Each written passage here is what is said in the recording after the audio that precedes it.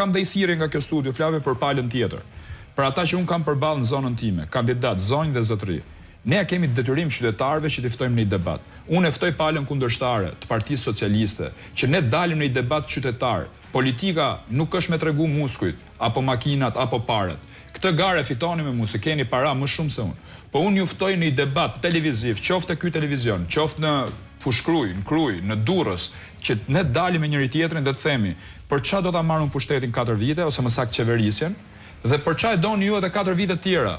Po ama përpara se të vinit na tregoni, duhet na thoni se çka keni bërë 12 vite. Kështu që debatin ne kemi detyrim qytetarëve. Kjo ndodh edhe në Shtetet e Bashkuara të Amerikës, ku 2 kandidatët për president dalin në një debat, e kanë me ligj ata dhe amerikanët vendosin kush është më i miri dhe kush e meriton votën. Ne këtë duhet ta bëjmë me ligj, Flavio. Prandaj një nga iniciativat e mia të para, në rast se do të jem në parlament, është rikthimi i debatit mes kandidatëve me ligj. Detyrim në studio televizive kudo që të jetë. Po s'mund të jemi secili në llogorën e vet.